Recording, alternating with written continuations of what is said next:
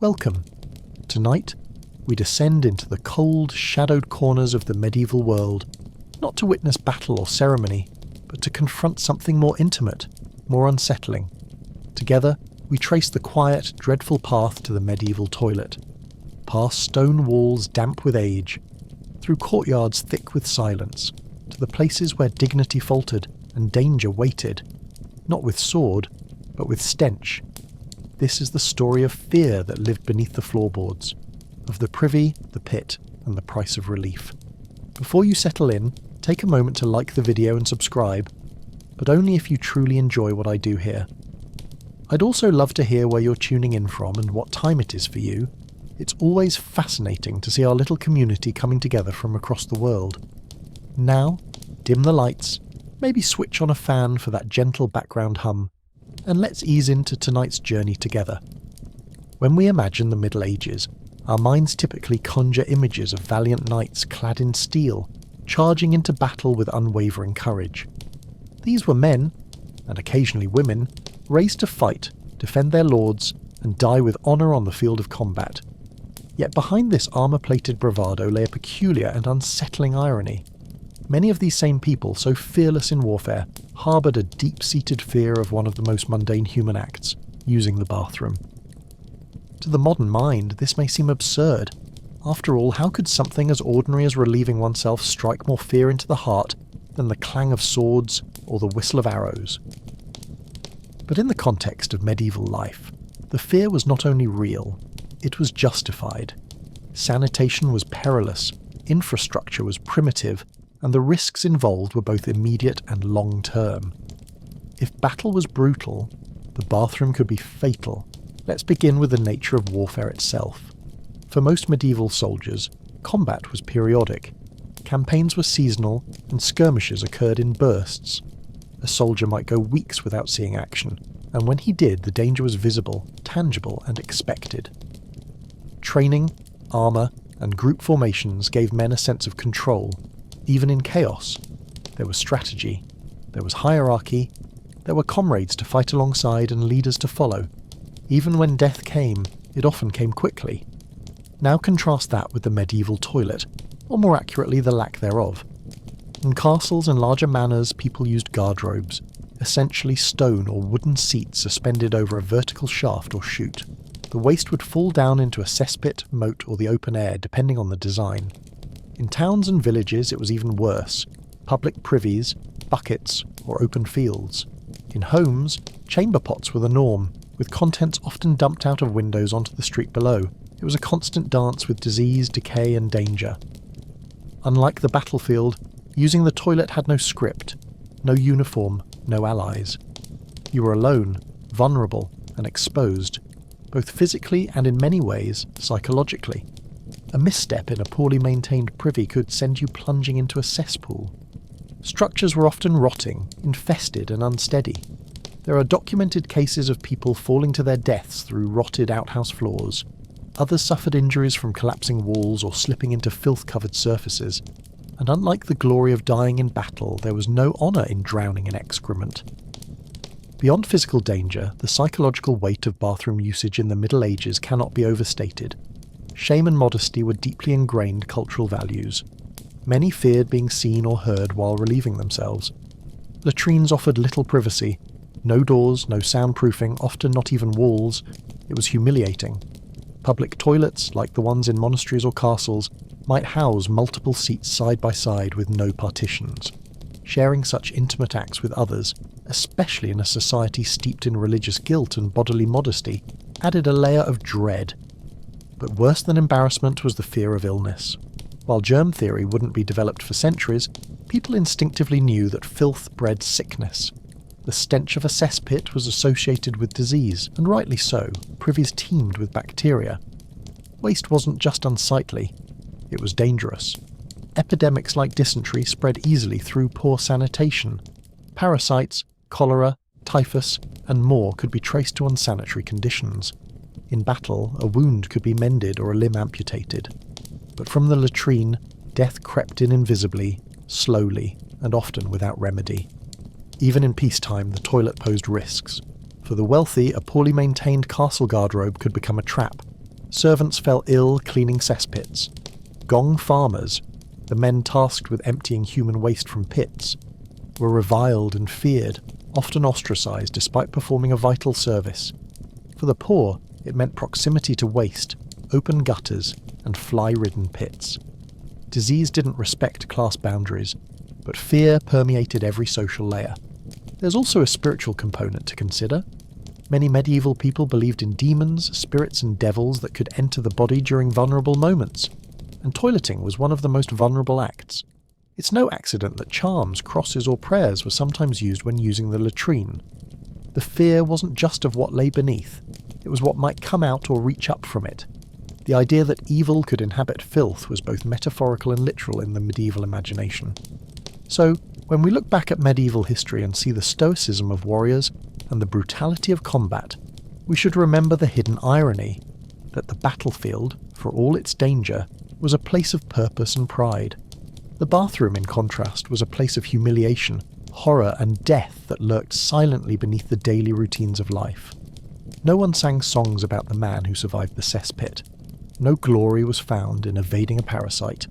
The medieval toilet wasn't just a place of relief, it was a place of fear, and perhaps that fear, unseen, unspoken, but ever present, speaks volumes about the true hardships of medieval life. When examining the medieval world through a modern lens, one cannot help but marvel and shudder at the engineering choices of the time, especially regarding sanitation. Among the most notorious fixtures in medieval castles and large buildings was the garderobe, a toilet so infamous for its flaws that it became both a practical necessity and a subject of genuine fear. Its design, while clever in theory, frequently turned hazardous in reality. In this segment, we dissect the deadly design of the medieval garderobe, a sanitary solution that proved anything but safe. The word garderobe comes from Old French, literally meaning guard the robes, and in a strange twist of dual-purpose functionality, the garderobe was often used not just as a toilet, but also to store clothes. The ammonia from the waste below was believed to kill fleas and lice. This combination of bathroom and wardrobe might seem bizarre to us today, but it made sense in an era when pest control was a daily battle. At its core, the garderobe was a stone or wooden structure built into the outer wall of a castle. It featured a seat, often just a wooden plank with a hole in it, and a vertical shaft that allowed waste to drop down, ideally into a pit, moat, or open air. On paper, it solved the problem of indoor waste management without contaminating the living quarters. In practice, it introduced a host of new dangers. The first and most immediate threat was structural failure. Many garderobes were cantilevered outward from castle walls, essentially hanging over empty space. They were often built hastily, without reinforcement, using rotting wood or unsealed stone. In the absence of regular maintenance, decay set in quickly. Over time, these structures became dangerously unstable. There are accounts, particularly from later periods when castles had been abandoned or poorly maintained, of people falling through collapsing garderobes into the pits or moats below, sometimes to their deaths. Even when the structure held, the platform beneath the user was rarely safe. Slippery surfaces, cold stone, and high winds added risk. In winter, the seat could freeze. In summer, insects swarmed. There were no handrails, no lighting, and no concern for user comfort. A moment of inattention, especially in the middle of the night, could result in a deadly plunge. Worse still, the shaft was narrow, meaning anyone who fell might become trapped, surrounded by their own waste and that of others, with little hope of rescue. Then there was the matter of where the waste ended up. Some garderobes emptied directly into castle moats, a practice that not only created a horrifying stench, but also turned defensive water features into cesspools of disease. Others deposited waste into collection pits or open ground beneath the building, where it would accumulate until a gong farmer was hired to clean it out. These pits could become dangerously full, especially in crowded castles. In some cases, garderobes dumped waste onto open ground or into rivers used for drinking water downstream, a toxic and deadly practice. Design flaws extended beyond safety and sanitation. Garderobes were often communal or semi-private at best. In monasteries or larger households, multiple seats might be installed side by side with no dividers. While this arrangement saved space, it stripped users of privacy. Shame and embarrassment compounded the physical dangers, making each visit to the garderobe a stressful experience. Complicating matters further was the lack of cleaning or deodorizing practices. There was no running water. Waste built up on surfaces, attracting insects and animals. Rats and mice, carriers of disease, frequently inhabited guardrobe shafts and cesspits. It wasn't uncommon for people to encounter vermin while using the toilet. Some shafts even became hiding places for snakes or larger predators, depending on the region. In times of siege, guardrobes posed additional dangers. Enemy forces, aware of these waste chutes, sometimes exploited them as points of entry. A narrow shaft could be climbed by a determined attacker, and some successful infiltrations involved soldiers sneaking into castles through latrine openings. This dual risk, from within and without, turned the garderobe into both a physical hazard and a tactical liability. There's also the symbolic horror. Using a garderobe meant positioning oneself above a literal void of waste. The foul air rising from below carried disease, and the thought of what lay beneath was often enough to cause dread. Some people reportedly held in their bodily needs until it was absolutely unbearable, preferring discomfort over the risk of visiting the privy. Others used chamber pots in their rooms, risking contamination indoors rather than brave the dangers of the shaft. Despite all this, garderobes were considered cutting-edge sanitation for the time. Castles that had them were seen as advanced. The fact that this design was deemed superior underscores just how primitive medieval hygiene truly was. It wasn't until centuries later, with the advent of enclosed piping, flush toilets and sewer systems, that societies moved beyond the terrifying technology of the garderobe. To modern sensibilities, the garderobe is almost unthinkable, but for medieval men and women it was a daily reality, a necessary evil built into the walls of their homes and the rhythm of their lives. And while battlefields may have claimed their share of medieval lives, it's no exaggeration to say that the garderobe claimed its own quiet, unseen toll.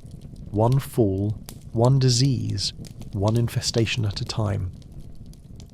In the medieval world, cesspits were everywhere, beneath castles, behind taverns, under monasteries, beside peasant homes.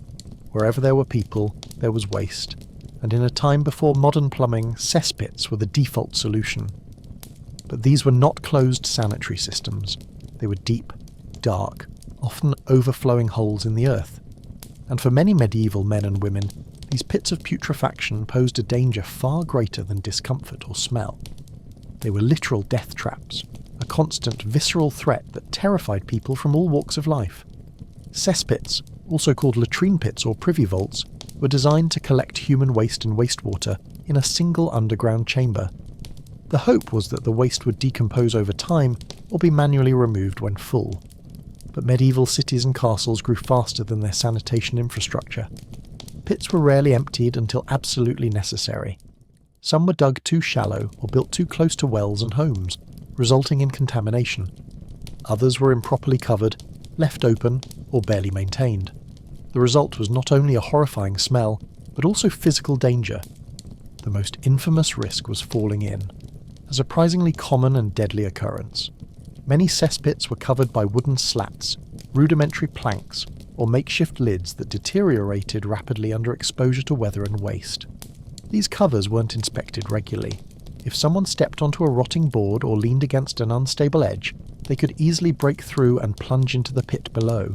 The fall itself might be fatal, but even survival came with a grisly fate: suffocation, drowning in excrement, or infection from the bacteria-laden contents. There are documented incidents that bring this horror to life. One well-known case occurred in 1326 in London, where a man named Richard the Raker reportedly fell into his own latrine and drowned. The coroner's records describe his death with grim clarity, noting that he had gone to use the toilet and the floor gave way beneath him. He fell into the cesspit and was found dead hours later. No battle, no blade, just a quiet, ignoble death, swallowed by filth. Another case comes from 1183 Germany, when Henry of Schwerin died after falling into a cesspit during a feast. In a drunken state, he reportedly stumbled toward the privy and slipped.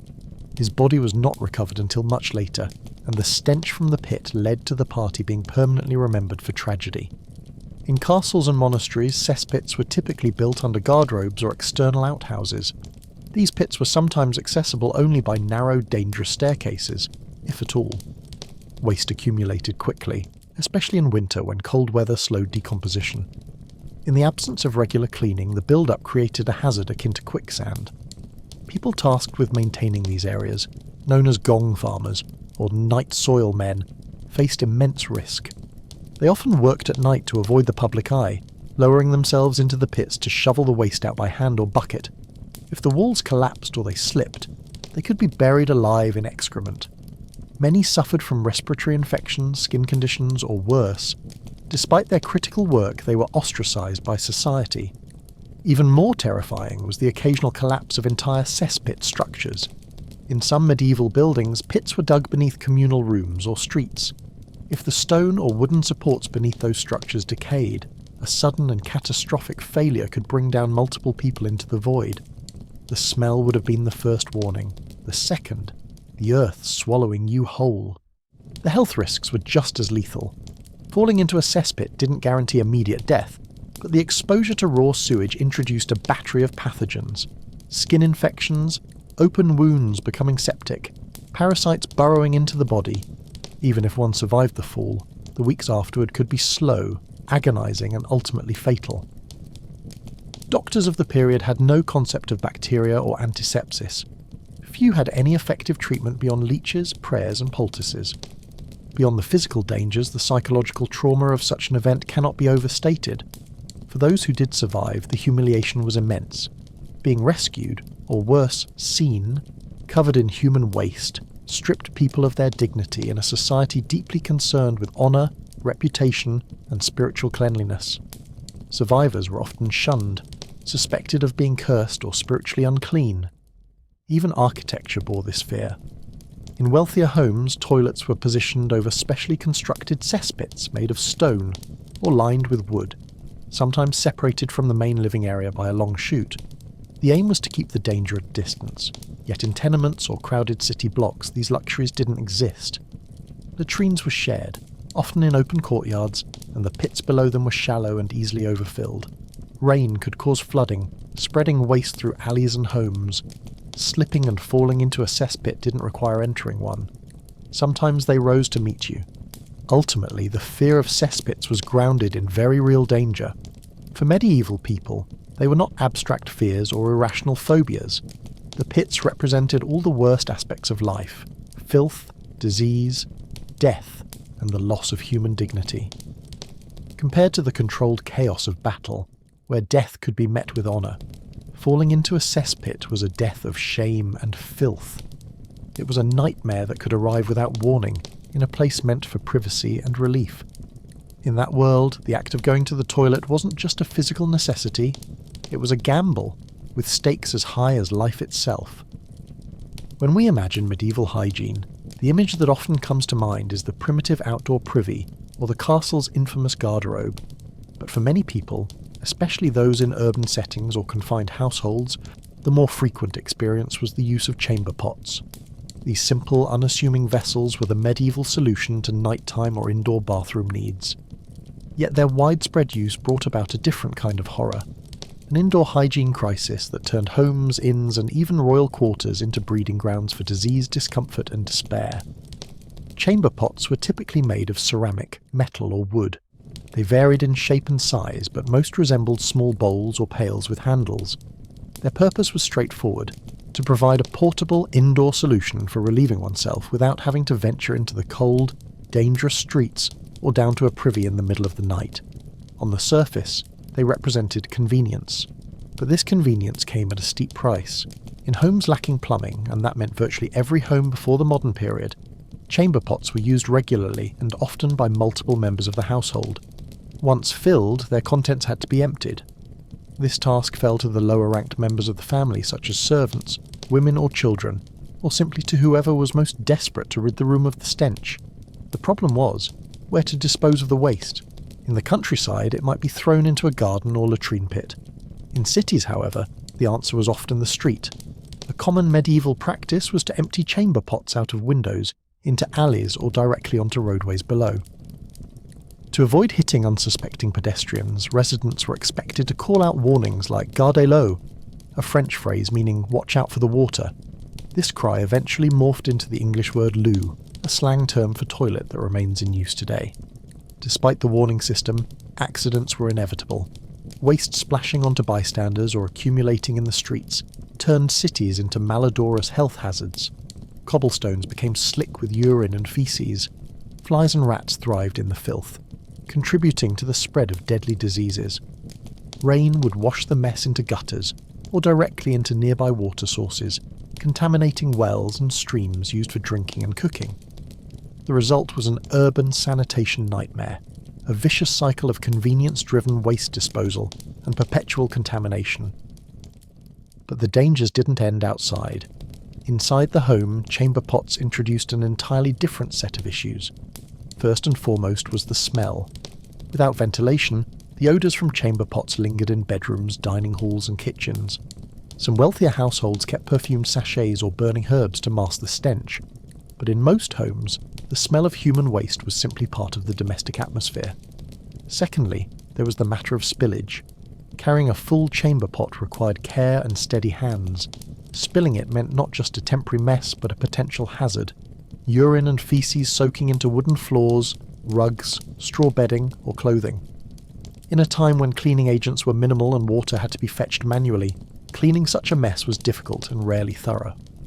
The lingering contamination turned homes into hotspots for infection and illness. The health consequences were severe. Diseases like dysentery, typhus, and cholera were rampant in medieval cities. While the microbial causes of these diseases weren't understood, people did notice the correlation between filth and illness. Chamber pots were a major culprit. Their presence in homes, inns, hospitals, and even monasteries meant that waste and living quarters were in dangerously close proximity. And unlike cesspits, which at least contained waste underground, chamber pots brought it directly into the centre of family life. Even royalty wasn't exempt. In royal palaces, servants known as grooms of the stool were responsible for managing the monarch's toilet needs. These attendants dealt with chamber pots used by kings and queens, often maintaining them inside their private quarters. Though this job was considered prestigious due to the close proximity to power, it was also degrading and unsanitary. In communal living spaces such as taverns, boarding houses and monasteries, the problems multiplied. Shared chamber pots could lead to cross-contamination. In some cases, people simply emptied their pots under the bed or in corners, hoping no one would notice. This created a permanent undercurrent of rot and decay in the very places people were meant to rest and recover. In monasteries, despite their reputation for order and cleanliness, shared latrines and chamber pots sometimes caused outbreaks of illness that killed dozens of monks at a time. The psychological toll of living with such constant exposure to human waste was considerable. Medieval texts contain complaints about foul air, spiritual warnings about bodily uncleanliness, and frequent references to the moral decay associated with physical filth. The connection between hygiene and virtue ran deep, yet people were often forced by necessity to live in conditions that contradicted those ideals. Attempts were made to improve the situation. Some cities passed laws forbidding the emptying of chamber pots onto the street. Others required designated disposal areas or imposed fines on violators. But enforcement was weak, and the infrastructure to support better sanitation didn't exist. It wasn't until the 18th and 19th centuries that indoor plumbing and sewage systems began to address the problem at scale. Until then, the chamber pot remained a symbol of medieval compromise, a tool born of necessity, riddled with risk. It made bodily relief easier in the short term, but at the cost of public health, personal dignity, and domestic safety. In the long battle for hygiene, the chamber pot may have offered temporary relief, but it also helped wage a slow, silent war on medieval society from within the home itself. To modern sensibilities, the idea of disease spreading from one's toilet seems obvious, even expected. But in the medieval world, where the existence of microbes was unknown and the concept of clean was more spiritual than scientific, latrines and living spaces were death traps in plain sight. In this segment, we explore how medieval bathrooms, and their intimate proximity to everyday life, created perfect incubators for some of the deadliest diseases in history.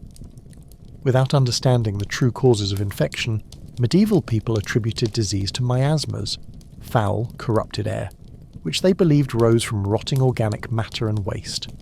While this theory was flawed, it wasn't entirely off the mark. The noxious air hovering over cesspits and latrines was indeed teeming with disease-causing bacteria.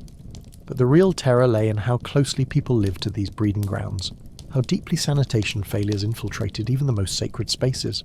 Latrines, whether inside castles, monasteries or humble homes, were rarely cleaned. Waste accumulated and festered.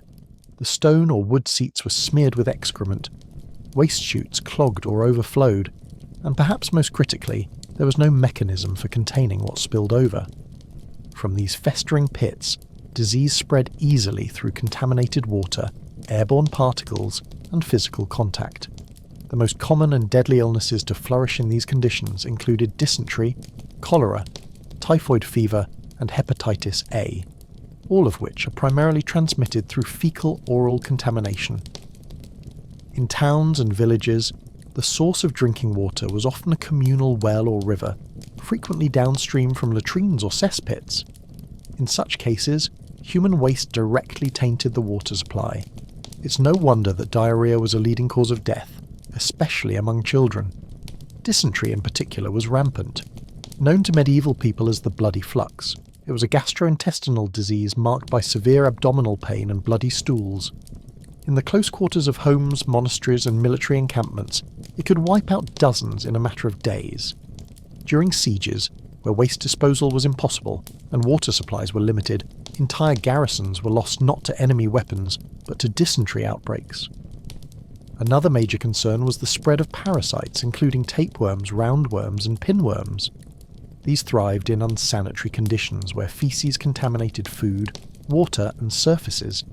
Chamber pots, emptied carelessly or stored too close to kitchens or sleeping areas, ensured that even those who never stepped near a latrine could still fall victim.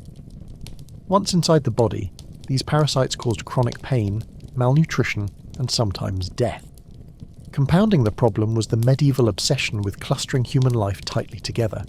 In cities, tenement buildings packed families into narrow, multi-level structures with minimal ventilation.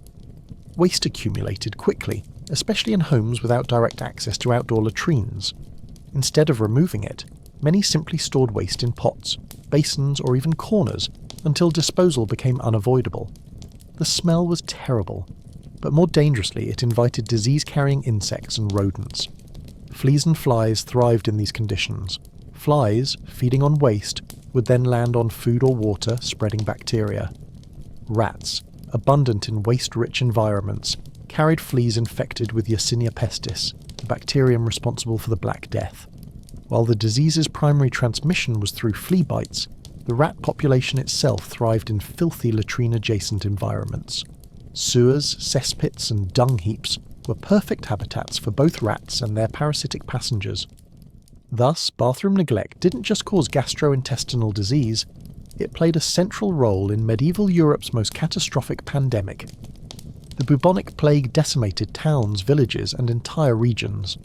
While historians continue to debate the precise transmission mechanics, there's no doubt that the unhygienic urban environment, filled with excrement-laced alleyways and overflowing waste pits, helped turn local infections into continent-wide crises.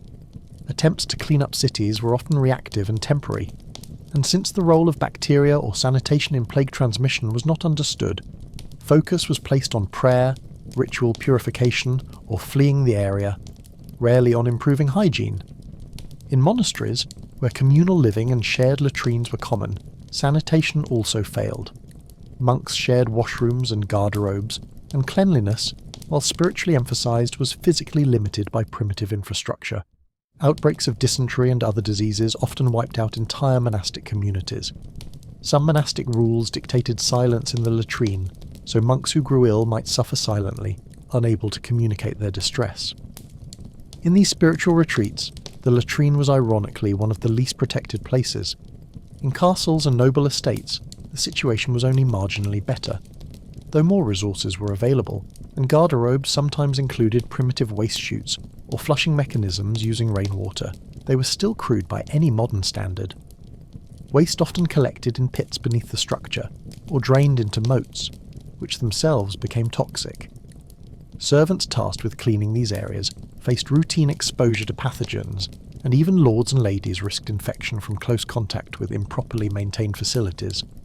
One tragic irony of medieval society was that even efforts to maintain cleanliness often backfired. People used straw, moss or cloth as toilet paper, all materials that, once soiled, were either reused, tossed into open fires, spreading aerosols, or discarded near homes. Laundering soiled fabrics without proper disinfectants often meant spreading bacteria into washwater, contaminating other garments and household items. Even in the highest circles, hygiene remained performative rather than effective. Aromatics, incense and flowers were used to mask smells, but the germs remained. Spiritual cleanliness was emphasized in religion, but the physical act of waste management remained primitive. And without understanding the connection between waste and disease, each chamber pot emptied and each cesspit ignored became a ticking biological time bomb. In short, the medieval world's lack of sanitary awareness turned the latrine, a place meant for relief, into a site of suffering. Disease didn't just visit when war came or famine struck. It lived among the people, festering quietly in corners and pits, waiting to strike with brutal efficiency. While many feared swords and sieges, it was the slow, silent killers, spread from the very heart of their homes, that claimed more lives than any battlefield ever could. In the medieval world, few places were as teeming with unwanted life as the latrine. Filthy, neglected, and often directly connected to living quarters, medieval bathrooms were more than just disease incubators. They were veritable magnets for pests.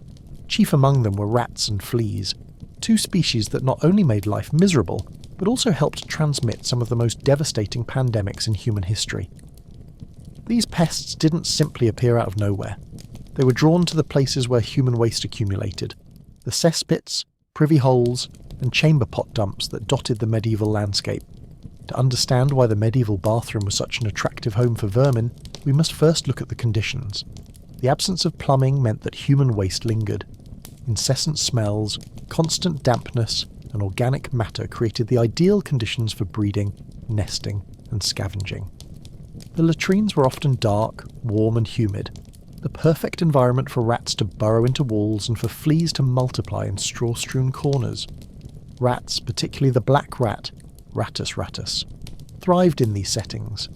These rodents were opportunistic survivors, thriving anywhere humans lived, especially where filth was abundant and food was improperly stored. Medieval bathrooms offered an ideal habitat. They were near kitchens and sleeping areas, but avoided due to their stench and perceived uncleanliness. This neglect gave rats free rein. They could tunnel into waste pits or sneak through guardrobe chutes into homes and castles. And unlike the battlefield where rats might feast on corpses, the bathroom provided a more consistent supply of organic material to nibble on. Worse still, rats often climbed latrine shafts. Yes, upward. Numerous anecdotal accounts and later folklore describe people startled in the privy by movement or bites from below. Though this may sound exaggerated, modern research confirms that rats are excellent climbers, capable of scaling rough stone walls and emerging through pipes or holes. Imagine a castle noble lowering themselves onto a wooden seat, unaware of the beady eyes watching from the shadows below. But rats weren't the true biological threat. That dubious honour belongs to the fleas they carried. Specifically, the oriental rat flea, Xenopsilla chiopes, was the primary vector for Yersinia pestis, the bacterium responsible for the bubonic plague. Though the connection between fleas, rats, and plague wasn't established until centuries later, the pest-ridden conditions of medieval bathrooms helped facilitate its rapid and horrific spread. Fleas laid their eggs in warm, dusty places rich in organic matter, like the straw used to line privy floors or the rushes scattered across household chambers. These insects fed on human and animal blood, and once they had access to homes via rats, they spread easily from person to person. In a typical medieval household, fleas were so common they were almost accepted as a fact of life. People combed their hair for them, scratched constantly, and even joked about them in bawdy tales. But when plague struck, these tiny creatures revealed their lethal potential, and bathrooms, with their rotten shadows, were ground zero for flea population booms. The role of fleas and rats in spreading disease is now firmly established, but even aside from plague, the presence of pests created near-constant misery. Lice, mites, and bedbugs often made their homes in the same spaces as fleas, and all found the bathroom to be a thriving ecosystem. A person who visited a privy was likely to pick up more than relief. They often walked away with unwanted hitchhikers. Without proper bathing facilities or access to clean clothing, people had little means to rid themselves of these infestations. As a result, scratching, sores, and secondary skin infections were routine. Moreover, flies flourished in these spaces. Attracted to feces, they laid eggs on exposed waste and on soiled cloth used as toilet paper. The maggots that hatched weren't just disgusting, they were vectors for contamination. Flies could quickly move from a latrine to a kitchen, from excrement to bread. Every flight carried bacteria into contact with food and surfaces used for eating or healing. In this way, the humble latrine contributed not just to isolated cases of disease, but to whole epidemics that devastated communities. Even larger predators were drawn to latrines by the rats. Cats, snakes, and weasels would occasionally follow rats through waste tunnels or into pits. There are stories, likely apocryphal but rooted in real fears, of snakes emerging from toilet holes. The idea that one could be bitten or attacked while relieving oneself only heightened the bathroom's reputation as a place of lurking horror.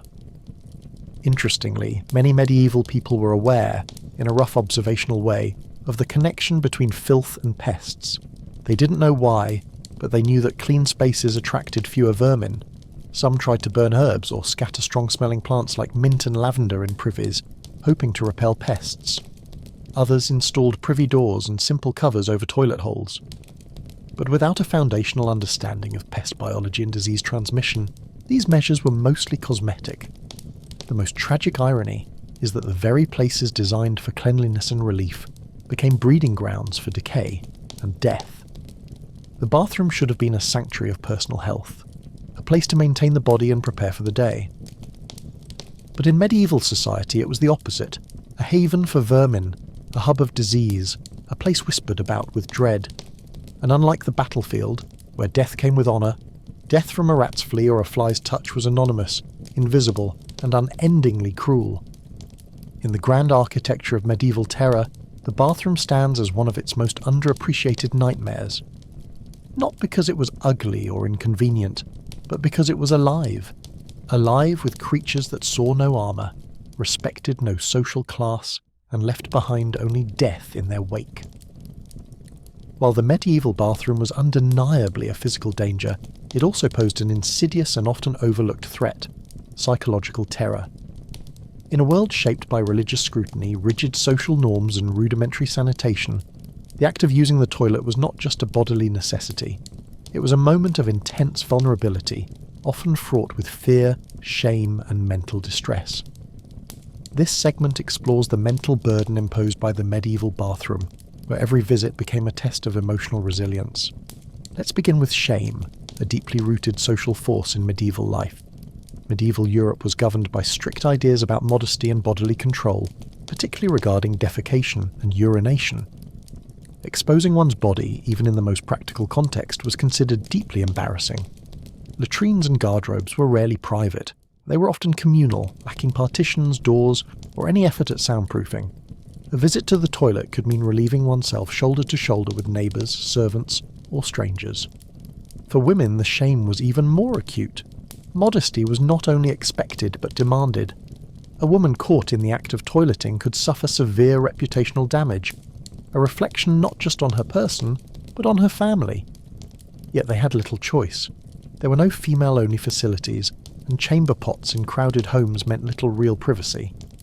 The anxiety of being seen, overheard, or smelled lingered with every bathroom visit, making it more than a physical act. It was a moral gauntlet.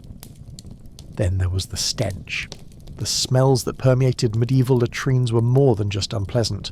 They were overwhelming, deeply ingrained in the structure of the building and the fibres of clothing. With no ventilation, no air fresheners, and rarely even running water, the smell of waste soaked into walls, floors, and furniture. People grew accustomed to it over time, but getting used to a foul environment is not the same as being unaffected by it. The stench was psychologically oppressive. Medieval texts occasionally describe people fainting or gagging in the presence of human waste, particularly in poorly maintained privies. The air itself felt thick with sickness and decay. Religious belief compounded this fear. Foul smells were associated with sin, spiritual corruption, or demonic presence. To be surrounded by such stench while in a vulnerable state of undress and physical exposure was to feel spiritually and emotionally tainted. Many people tried to counteract this experience with herbs, incense or flowers, but these were small comforts. A perfumed sachet or a sprig of lavender could only do so much against the concentrated odour of weeks, even months, of accumulated waste. For many, this created a kind of olfactory despair. The air in these spaces became a psychological trigger for discomfort, nausea, and dread. Perhaps the most profound psychological factor of all was solitude, the kind that isolated rather than calmed. The journey to the toilet, especially at night, was often lonely and frightening. Medieval streets were unlit and dangerous. Venturing outside to an outhouse or courtyard privy meant navigating dark, uneven paths with the threat of robbers, animals, or worse. In castles, the garderobe might be located in a frigid tower or corridor far from the warmth and safety of the central chambers. This solitude wasn't peaceful. It was a reminder of exposure. To sit alone in the cold, in the dark, with your back to the door and your clothes loosened, it was to be utterly defenceless. There was no lock to turn, no signal to ensure safety. You were at the mercy of anyone or anything that might come upon you.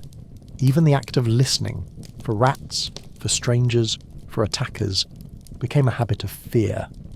This constant alertness during such a private act chipped away at peace of mind. Children and the elderly were particularly vulnerable to this psychological toll. Some children refused to use latrines, terrified of falling in or being left alone in the dark. Others developed anxiety symptoms or toileting delays. Elderly individuals, often less mobile and more sensitive to cold and fear, sometimes avoided latrines altogether, leading to other health problems and further social stigma. Even within religious settings, where order and discipline prevailed, solitude in the latrine was not always comforting. Monks and nuns followed strict schedules of silence and routine. While shared latrines existed, the act of relieving oneself was still deeply personal, performed in silence, with prayers or mental rituals. There are records of monks confessing to feelings of shame and uncleanliness after using the bathroom, not because of physical contact with waste, but because of the intrusive thoughts or the vulnerability they experienced during those moments. Superstitions only heightened this mental burden. In some cultures, people believed that evil spirits could attack or enter the body during moments of physical weakness, and toileting was a prime opportunity. Folk traditions included charms or prayers specifically recited before entering the latrine, especially at night. Some households kept protective symbols near the toilet hole. This was not metaphorical fear. It was literal terror of the unseen, of the supernatural exploiting a bodily necessity. And so the bathroom, a place of basic human relief, became one of emotional torment. While battles were loud, brutal and fast, the terror of the latrine was slow, creeping, and intimate. It entered through the nose, lingered in the brain, and coiled around the heart. People feared the physical dangers, yes, but they also feared what the bathroom made them feel: vulnerable, ashamed, alone. In a time when honour and strength were prized, to be exposed, to feel dirty, helpless, or afraid in the quiet solitude of a privy, was its own kind of suffering. And it was suffered silently, day after day, in every corner of medieval life. In medieval life, the fall of night brought with it not just darkness, but danger, a complete transformation of the world outside one's door. The absence of street lighting, limited fire-based illumination indoors, and a general lack of security infrastructure meant that nighttime was a time of caution, dread, and silence. But even in this fearful environment, one necessity could not be ignored: the need to use the bathroom. For many medieval people, the act of answering nature's call after sunset became a perilous ordeal that rivaled the horrors of war. Unlike today, most medieval households did not have an indoor bathroom. In cities, homes were tightly packed and often shared access to a communal outhouse located in a back alley or yard. In the countryside, the privy might be an isolated shack set apart from the home to avoid the smell. In castles or monasteries, the garderobe was typically accessed via long, drafty corridors or perched precariously on the edge of the outer wall. No matter where you lived, using the toilet after dark meant leaving safety behind. Let's begin with the most obvious risk: lack of visibility. Candles and lanterns were expensive and reserved for critical activities. Most people, particularly peasants, navigated by memory or moonlight. Tripping hazards abounded: uneven cobblestones, icy paths, low beams, stairs without rails. In rural areas, the route to the outhouse might involve crossing muddy fields or forest edges, navigating by feel. A single misstep could mean a twisted ankle, a fall into a ditch, or worse, a plunge into an open cesspit. Even within castles or manor houses, the journey to a garderobe could involve descending narrow stairwells, passing through unlit halls, or ascending to remote turrets. Wealth offered some protection, but not immunity. Many nobles and their servants died or were gravely injured falling on stairs or slipping in the dark while trying to reach the toilet. In winter, the risk multiplied. Frozen steps, howling winds, and the chill of stone floors made the experience not only treacherous but painful. Then there was the threat of animals. Medieval towns and villages were home to more than just people.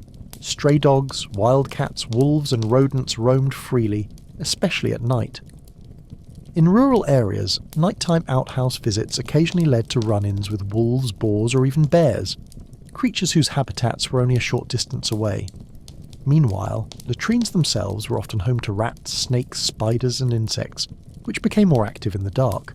Reaching down or sitting on a toilet seat in such an environment meant risking a bite, sting or worse. And let's not forget the human threat. Crime after dark was rampant in medieval society. Law enforcement was rudimentary at best, especially outside city walls. The streets were largely unpatrolled at night, making them the domain of thieves, drunkards, and worse. Going out to use a public privy, particularly in cities like London or Paris, meant potentially running into robbers or violent gangs.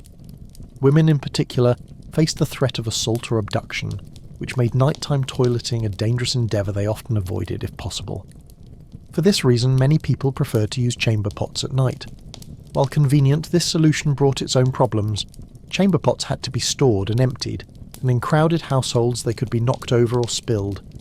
Worse still, if multiple people shared one pot, it might overflow. In wealthier homes, servants would handle the nighttime waste, but in poorer houses, it was a grim family duty. The pot might remain in the room until morning, allowing foul odours to saturate the sleeping quarters and attract insects or rodents. Another major issue was cold exposure. Medieval homes were poorly insulated with no central heating. Bathrooms, outhouses and garderobes were typically unheated stone or wooden enclosures, often fully exposed to the elements. A midnight trip to the latrine in winter could be dangerous simply due to temperature. Frostbite, hypothermia and respiratory illness were real risks, particularly for children or the elderly. Many people avoided nighttime trips altogether, choosing to suffer discomfort rather than brave the cold and dark. Compounding all of this was the psychological burden. Medieval people were deeply superstitious, and the night was believed to be a time of spirits, demons and malevolent forces. Many feared that using the bathroom at night made one spiritually vulnerable. In some regions, it was believed that evil entities lurked in or near privies, waiting to strike when a person was most exposed. Protective charms, crosses and whispered prayers were common when making a nighttime toilet trip. In monastic settings, even the strict discipline of religious life didn't shield monks and nuns from this fear. Despite their regimentation, monks sometimes avoided using the latrines at night, especially if they were located outside or in detached cloisters. Some monasteries allowed silent use of chamber pots during nighttime hours, acknowledging the danger. But many did not, and the rules forced individuals to walk through darkened cloisters or frosty courtyards, often barefoot and in thin robes, to relieve themselves. Interestingly, some castles began to adapt to this terror by building closer garderobes or night stools in bedrooms, early prototypes of indoor toilets. These were often crude but reflected a clear acknowledgement that sending nobles or guests into the dark to defecate was both dangerous and embarrassing. Still, these adaptations were rare and typically reserved for the wealthiest. For the vast majority of medieval people, the experience remained unaltered. In the medieval mind, nighttime was a liminal space, a time when the veil between worlds thinned, when darkness swallowed the known world. To step into that realm, even briefly, and to do so in a vulnerable state of bodily need was a deeply unnerving act. It required courage, not the kind celebrated in song or battle, but a quieter, colder bravery, tested every single night. Thus, for many medieval people, the true danger was not the sword or the spear. It was the path to the privy, the hiss of something unseen in the dark, the icy step that led to a fall, the silent figure in the alley, and the knowledge that even in your most private moments the night watched you, and did not care. The medieval world was already a harsh place under normal circumstances, but when winter descended, it brought with it a new level of hardship, and the bathroom was no exception. While we often think of the cold season as a time for fireside warmth and hibernation, for medieval people, winter was a grueling test of endurance.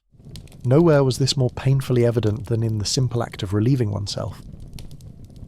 In the absence of indoor plumbing, most people had to leave the relative shelter of their homes to access a privy, latrine, or garderobe. In cities and villages, this meant heading out into the biting cold, often in the dead of night, across ice-covered streets or muddy, slush-filled paths. In rural settings, it might mean a long, solitary trek across a snow-covered yard or field to a drafty wooden outhouse. Even in castles, the garderobe was usually located on the outer walls, exposed to the elements and separated from the main living quarters by long, freezing corridors. The discomfort was immediate. Wind howled through the stone walls, wooden toilet seats were so cold they could cause numbness within seconds. Without insulation, or even basic coverings, sitting down to relieve oneself became an act of genuine physical endurance. There are recorded instances of skin sticking to frozen surfaces, much like a tongue to a frozen pole. For those who lingered too long, frostbite was a serious risk, especially to exposed areas of the body. Frostbite in the medieval period was poorly understood and often deadly. With no antibiotics and little knowledge of infection prevention, any wound, even from freezing skin, could lead to sepsis, gangrene, and death. Fingers, toes, and even buttocks were susceptible to freezing temperatures. A simple bathroom visit could result in debilitating injury. Children, the elderly, and the infirm were especially vulnerable. Families often kept chamber pots in bedrooms during winter months to avoid these dangers, but even this solution had limits, especially in large or crowded households. Those who braved the cold were often dressed in layers of wool or linen, but these materials did little to block wind or moisture. In a society where bathing was rare and washing clothes was labour-intensive, many people wore their garments until they were filthy. Wet, soiled clothing offered little protection and only worsened the chill. And once a person removed enough layers to use the toilet, a necessity for both men and women, they were suddenly and fully exposed to the elements. In monastic settings, winter bathroom trips were governed by strict rules of conduct and silence.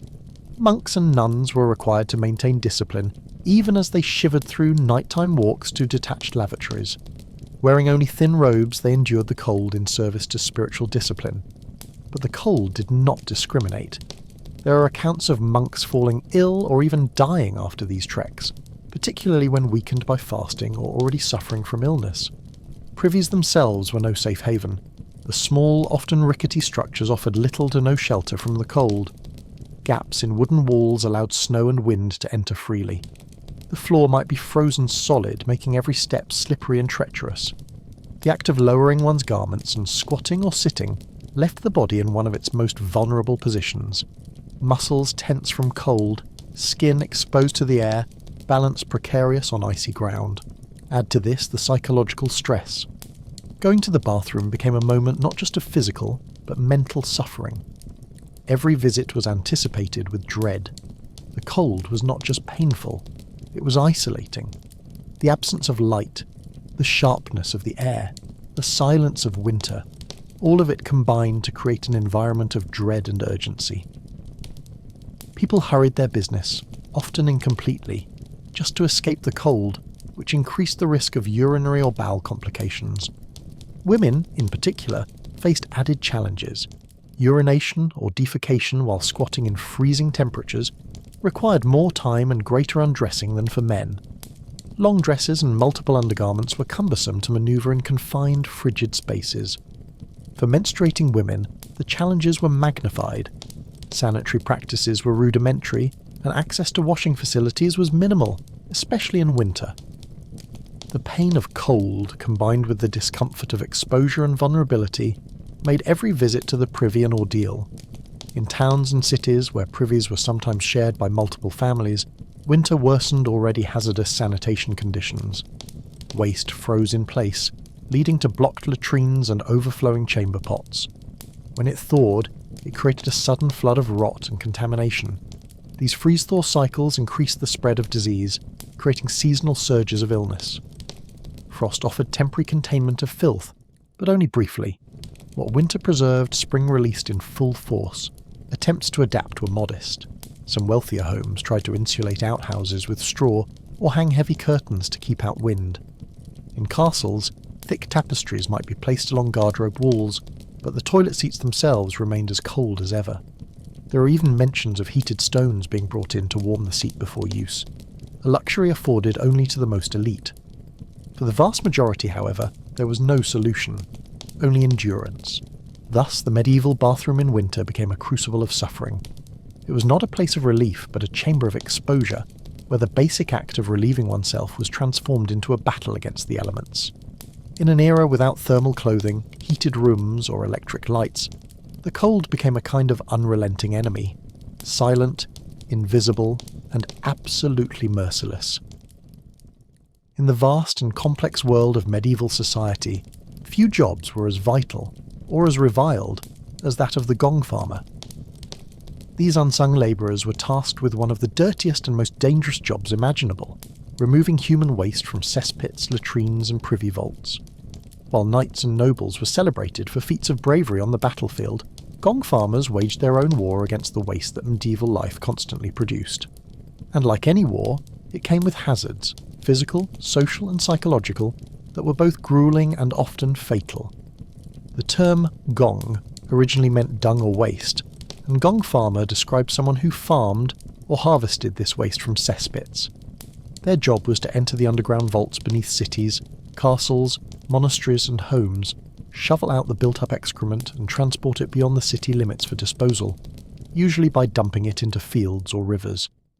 It was back-breaking labour, done mostly at night, under cover of darkness, both for privacy and to avoid offending the public senses. At a time when sanitation was primitive at best, these workers played a crucial role in maintaining even the minimal cleanliness required to prevent immediate catastrophe. But the job came with immense risks. The first and most obvious was physical exposure to disease. Gong farmers worked in direct contact with raw sewage. There was no protective gear, no gloves, no masks. They shoveled human waste by hand, often while waist-deep in it, inhaling the fumes and dealing with the stinging ammonia from months of accumulated urine. This exposure frequently led to infections, respiratory issues and skin conditions. Cuts or abrasions could become septic within days. Inhaling methane and hydrogen sulfide gases, byproducts of decomposition, caused dizziness, unconsciousness and even death in poorly ventilated vaults. There are records of gong farmers collapsing inside cesspits, never to emerge. Some pits were so deep and narrow that rescue was impossible. Their bodies would remain entombed in waste, their names lost to history. The danger of structural collapse was another constant threat. Cesspits were often dug beneath buildings or attached to fragile extensions. Over time, the weight of the waste or the erosion of walls could cause vaults to cave in. There were cases where entire sections of flooring gave way, swallowing both the gong farmer and the structure above. In such cases, the worker might be buried alive in sludge and filth, suffocating under tons of human waste. Even the tools of the trade were rudimentary. Shovels, buckets and carts were the norm, but these offered little protection. Transporting waste through narrow alleys or down steep castle passages was dangerous in itself. Spillage was common, creating slippery hazards, and since gong farmers often worked in the dead of night, one wrong step could send them tumbling into the very cesspit they were trying to empty.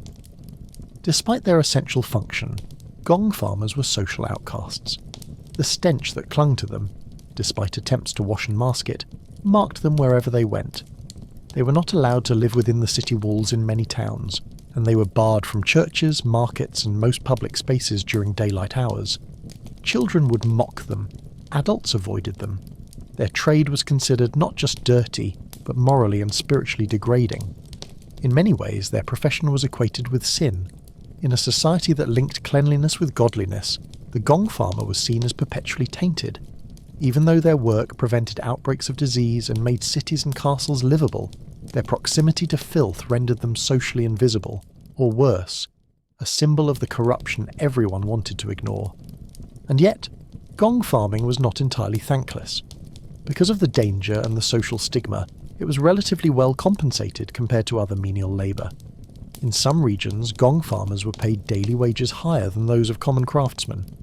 Some cities gave them small plots of land outside the walls where they could dump and compost the waste, turning it into fertiliser to sell to farmers.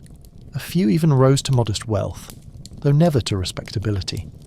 But no amount of money could erase the psychological toll. Gong farmers lived with constant sensory assault, the unrelenting smell, the feel of waste-soaked clothing, the darkness and claustrophobia of the vaults.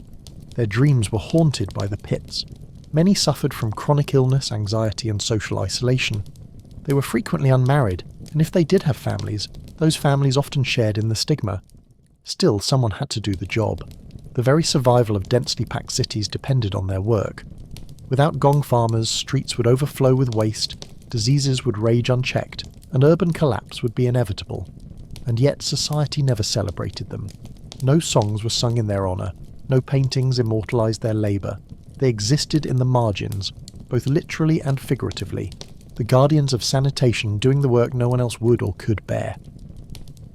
In the hierarchy of medieval fear, the gong farmer's life was a paradox. He confronted death daily, not on the battlefield, but in pits of rot, sludge, and disease. He toiled in silence and anonymity, feared by the weak-stomached and ignored by the privileged. And in doing so, he became a kind of martyr to cleanliness, sacrificing health, reputation, and sometimes life, so that others could continue to ignore the waste beneath their feet. In a world where the bathroom itself was a source of dread, the gong farmer stood at the centre of it, not with sword or shield, but with shovel and pail. And while history rarely names them, their story is one of resilience, grim dignity, and the quiet courage to face what everyone else was too afraid to see. When one imagines medieval royalty, images of opulent feasts, richly embroidered garments, and grand stone castles spring to mind. We picture kings and queens living lives of lavish luxury, far removed from the squalor and hardship endured by the common folk. But while the trappings of power certainly offered comfort, they did not grant immunity from one of the most universal burdens of medieval life: filth. For all their wealth and privilege, medieval royalty lived surrounded, and sometimes submerged, in the same unsanitary conditions as their subjects. Castles, those great symbols of might and refinement, were often riddled with waste. At the heart of this contradiction was the castle's garderobe, the medieval answer to the indoor toilet. In royal residences, garderobes were often more numerous and more strategically located than in common homes, sometimes even adjoining the bedchambers of the monarch or high-ranking nobles.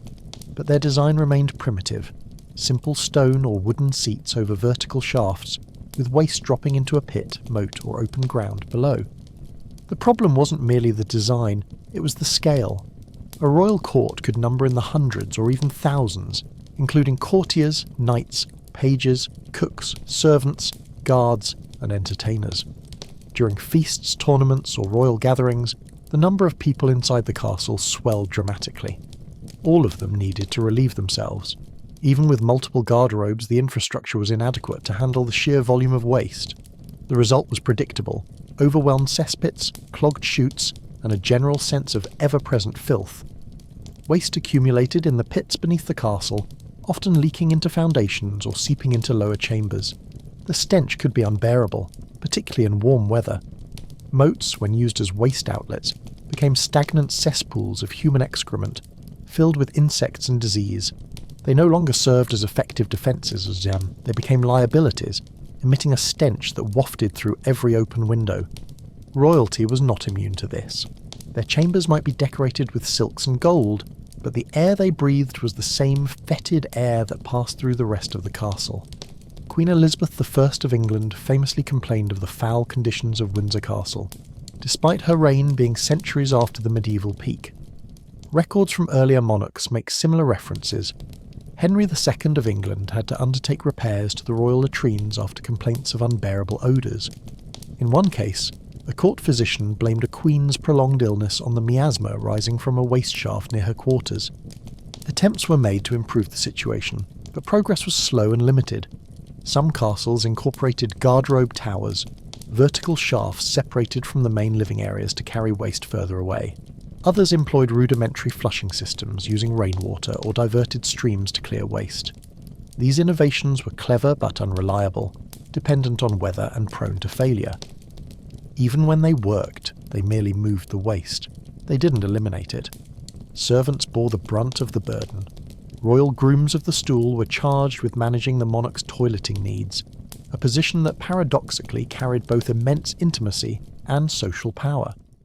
These attendants were among the few allowed in the monarch's most private spaces, but they also had to manage chamber pots, assist with personal hygiene, and endure the same stenches and dangers as any latrine worker. Lesser servants handled the rest of the castle's waste, often emptying chamber pots by hand, cleaning overflowed garderobes, or carrying slop buckets through narrow, crowded corridors. Disease spread rapidly in these environments. Dysentery, typhoid, and various fevers were common, even among the upper classes. While royalty had access to physicians, medieval medicine was deeply flawed. Without an understanding of germ theory, cures were based on superstition, bleeding, or ineffective herbal remedies. And though noble families may have enjoyed slightly better hygiene and nutrition, they lived in close quarters with hundreds of others, all breathing the same air, touching the same surfaces, and using the same limited sanitation. Festivals and royal events exacerbated the issue. During major celebrations, temporary latrines might be set up outside the castle walls, but these quickly filled. In some cases, guests were forced to relieve themselves in hallways or stairwells, especially after excessive drinking. Chroniclers mention with disdain the smells that lingered long after a feast had ended. Carpets, tapestries, and wooden floorboards soaked in human waste could not be easily cleaned, and lingering filth became a permanent part of castle life. Even the castle architecture contributed to the problem. With few windows and thick stone walls, airflow was minimal. Once waste odours permeated a chamber, they lingered. Drainage was poor, especially in castles built on rocky elevations. Rain couldn't always be diverted efficiently, and mixing runoff with human waste turned courtyards into quagmires of stinking mud. It wasn't until the Renaissance and early modern period that substantial improvements began to emerge. The concept of piped water, waste diversion, and more advanced sewage systems started to take hold. But during the medieval centuries, royalty endured the same grim proximity to waste that shaped the daily life of peasants and merchants. What this tells us is that no amount of wealth could fully shield a person from the realities of medieval sanitation. The king on his throne was, at times, no better off than the peasant squatting in a field. Both had to contend with the smell, the sickness, and the suffocating presence of filth. Castles may have been symbols of might and magnificence, but beneath the stone and tapestry lay waste, literally and metaphorically. In the end, the medieval castle was a paradox, a seat of power perched atop a pit of excrement, and those who ruled from it, for all their finery and authority, lived in the shadow of the same grime and danger that stalked every other corner of the medieval world. In the medieval world, where scientific understanding of disease and sanitation was non-existent, explanations for the dangers of everyday life often came from folklore, superstition, and religious belief. Nowhere was this more apparent than in the realm of the toilet, a place that, though rarely spoken of openly, occupied a central and often terrifying role in the medieval imagination. In a society where the boundaries between the natural and the supernatural were porous, the bathroom was not just a place of waste, but a portal to otherworldly peril. The very act of relieving oneself, of exposing the body, of making oneself vulnerable, was thought to attract dark forces. In many cultures, both European and beyond, evil spirits were believed to lurk in latrines and cesspits, waiting to strike when a person was at their weakest. The smell, the darkness, the proximity to rot and death. These were signs not just of physical danger, but of spiritual corruption. To enter a latrine was to step outside the protection of the sacred and into a zone where demons might reside. One widespread belief was that demons could enter the body through the anus. This idea wasn't merely a product of vulgar humour or superstition. It was rooted in religious concepts of purity and sin. The body was seen as a vessel for the soul, and the expulsion of waste, though necessary, was considered a reminder of the body's fallen nature, a vulnerability that evil might exploit. Some monks even reported visions or hallucinations during times of fasting or illness, involving shadowy beings in latrines. These stories reinforced the notion that one must be spiritually on guard even while attending to bodily needs. To protect against these dangers, people took various precautionary measures rooted in folk magic and Christian ritual. One common practice was to carry a charm or amulet while visiting the privy, especially at night. These might be inscribed with biblical verses, crosses, or apotropaic symbols, meant to ward off evil. Some even recited protective prayers before entering the toilet, invoking saints or the Virgin Mary for protection. These prayers were passed down orally, and were considered essential tools for surviving the unseen threats lurking in dark corners. Children were often warned not to use the toilet alone, particularly after sunset.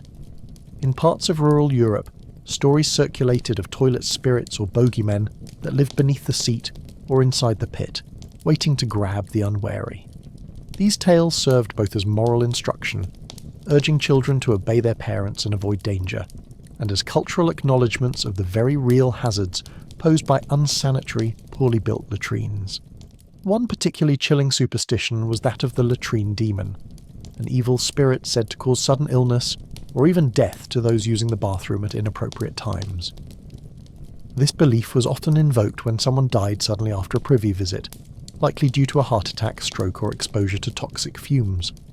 Lacking any scientific explanation, people naturally turned to the supernatural to make sense of such tragedies.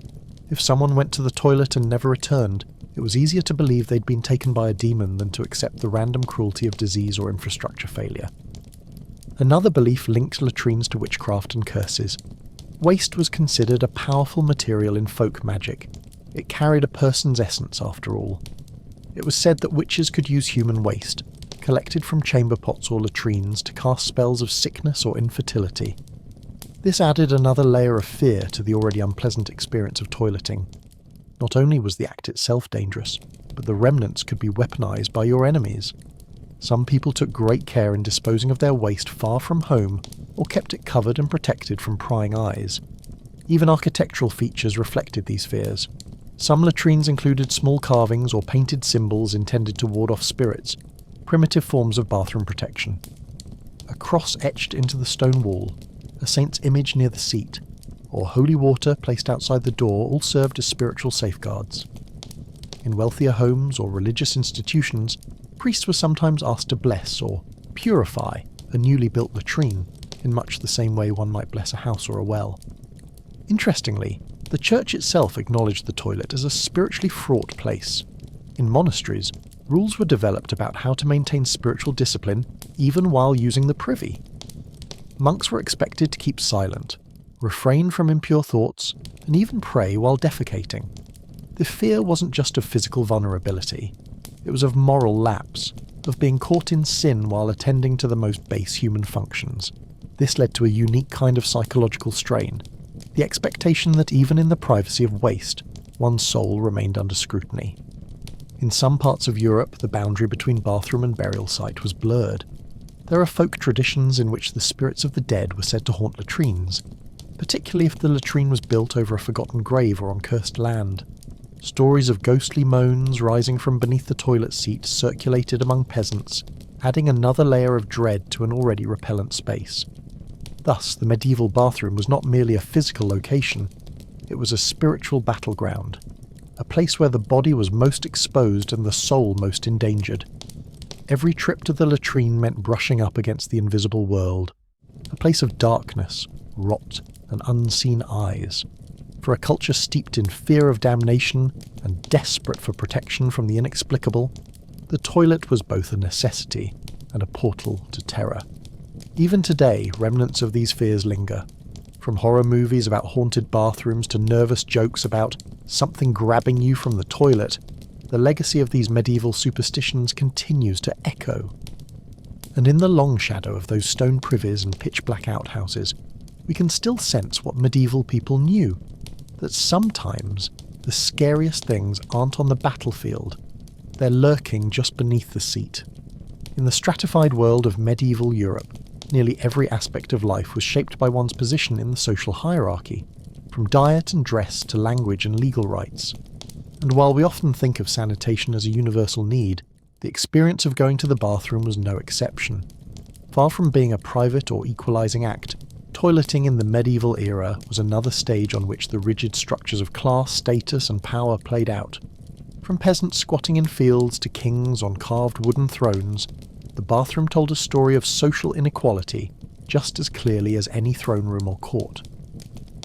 At the bottom of the hierarchy were the peasants, who made up the majority of the population. These labourers lived in simple homes with no indoor facilities and often no designated outhouse. Their toilet was usually the open field, a ditch, or a rudimentary pit dug near their homes. Privacy was a luxury they couldn't afford, in both space and time. Women had to relieve themselves discreetly behind barns or hedgerows, vulnerable to weather, animals or passing strangers. Men might use communal spots near the edges of town or the village midden, where human and animal waste mingled. Peasant homes sometimes had chamber pots, but these were often shared by entire families and emptied into the street or nearby streams. The resulting stench and contamination bred disease, but complaints about the filth rarely reached authorities unless it affected wealthier neighbours. Even among peasants, subtle gradations existed. Slightly wealthier tenants might have fenced off latrines, while landless labourers used whatever open ground was available. In all cases, dignity was minimal, and sanitation was crude. The urban poor faced similar conditions with an added layer of crowding. In cities, space was limited and shared. Multi-storey tenement buildings housed dozens of people, with communal latrines located in courtyards or back alleys. Often these facilities were little more than overflowing holes in the ground, used by dozens of families. Fights over access and responsibility for cleaning them were common.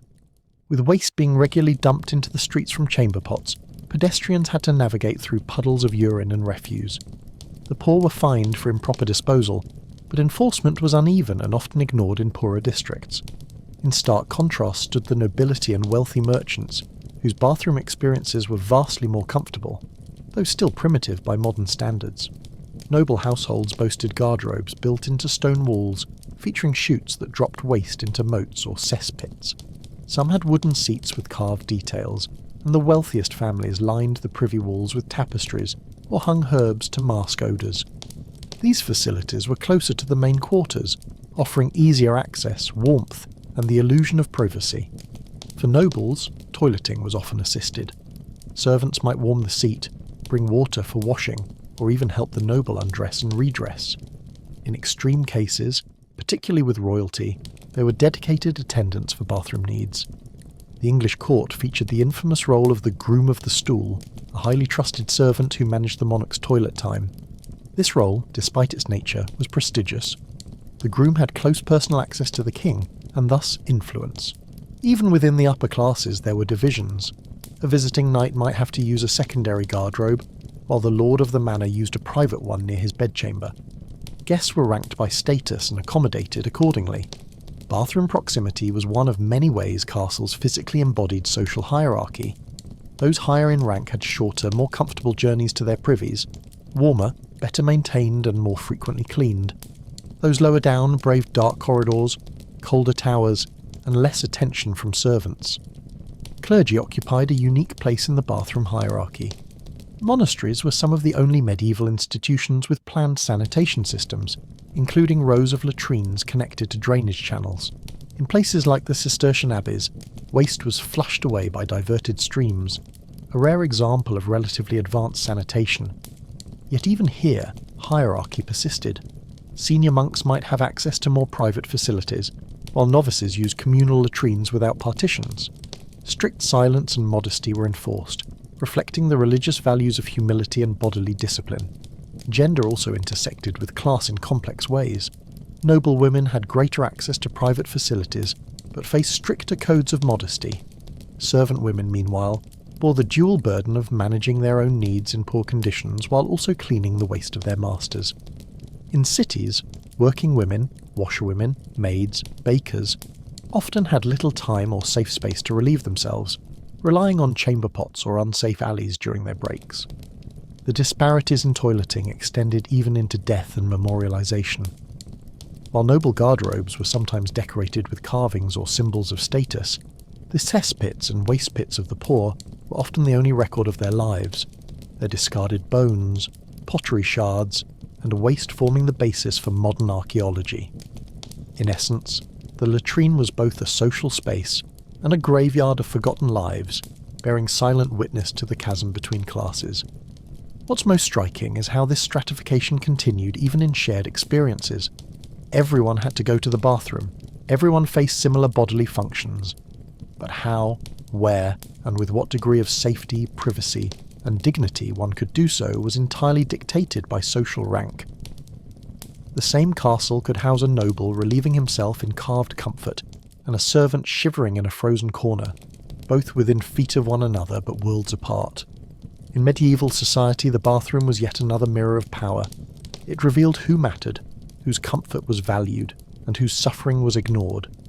And perhaps nowhere was the truth of that hierarchy more vividly and viscerally apparent than in the Chamber of Waste. In medieval culture, battle was both a literal and symbolic arena where honour, courage, and legacy were forged. To fall in combat was in many contexts the noblest of deaths, a passage to glory remembered in tales and tombs. But to die from the latrine? That was a fate whispered about, if acknowledged at all. And yet, when we compare the physical toll of battlefield injuries to the quiet devastation of bathroom-borne illness, a striking truth emerges. More medieval people likely died from unsanitary conditions than from swords and arrows. Let's begin with the battlefield. Combat in the Middle Ages was brutal and inefficient. Weapons such as swords, maces, axes, and longbows caused gruesome injuries. Armour offered protection, but not immunity. A deep cut, a crushed limb, or a punctured organ could be fatal, especially without immediate medical care. But for all its gore, battle was episodic. Wars were seasonal, skirmishes brief. The number of combatants in most battles was limited compared to today's industrial-scale conflicts.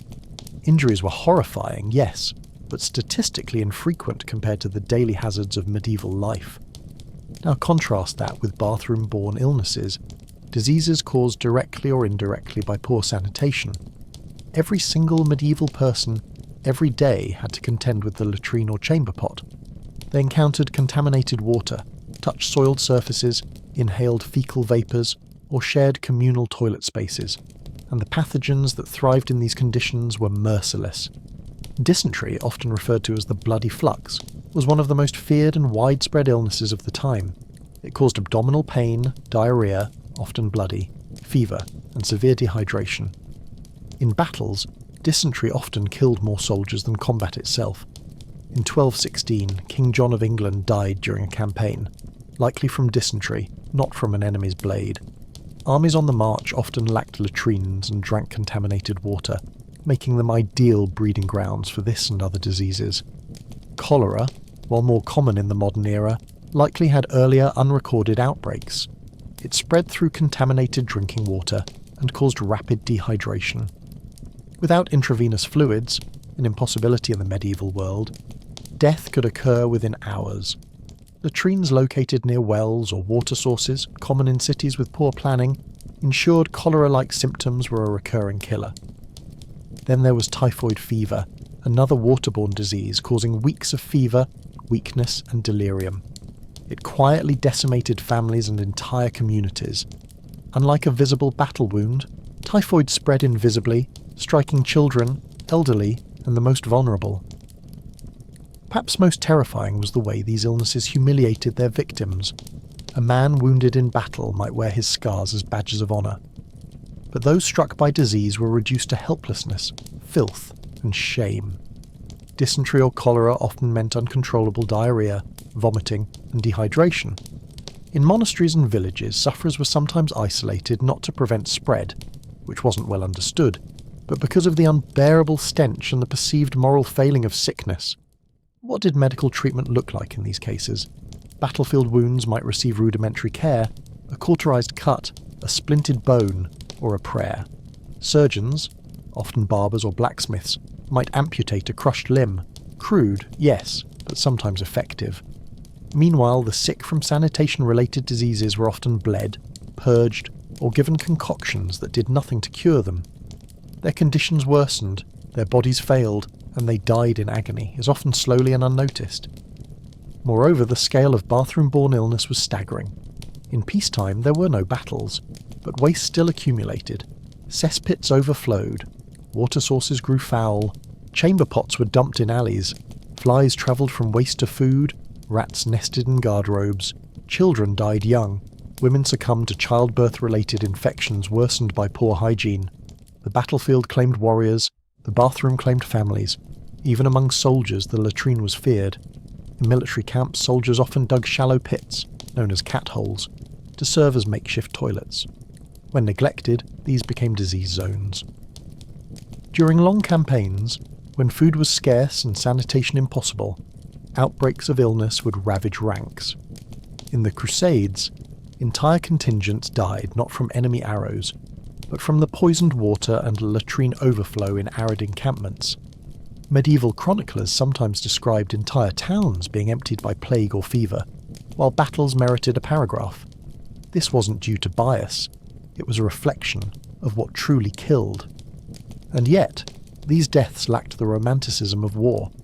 There were no bards singing of a child dying from typhoid, no tapestries depicting a monk succumbing to dysentery.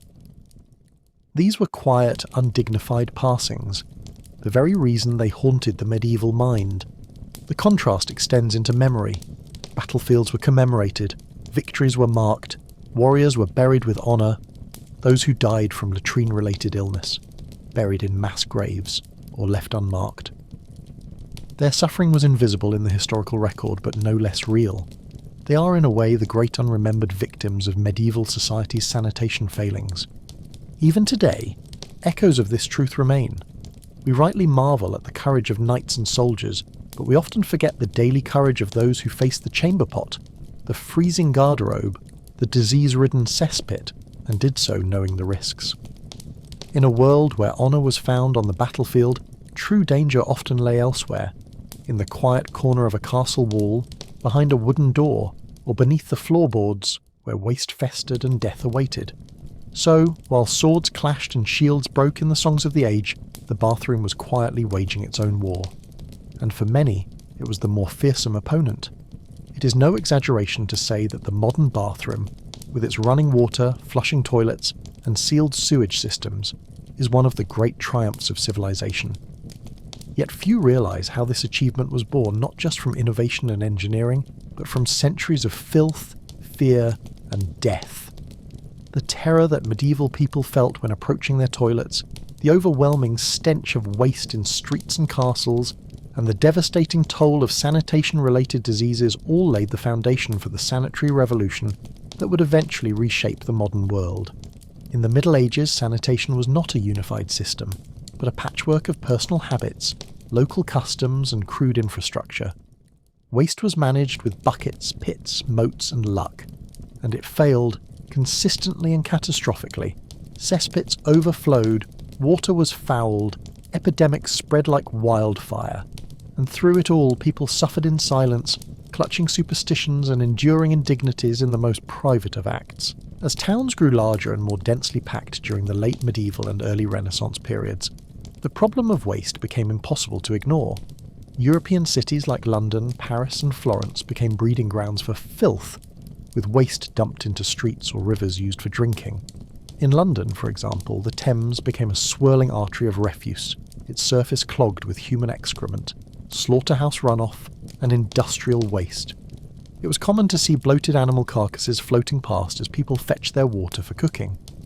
Outbreaks of disease, particularly cholera and typhoid, began to make the link between waste and illness undeniable, even if the scientific understanding lagged behind. These outbreaks disproportionately affected the poor but did not spare the rich. This forced governments to begin taking sanitation seriously, though change was slow and met with resistance. The Black Death, which swept through Europe in the mid-14th century, played a complex role in the sanitation narrative.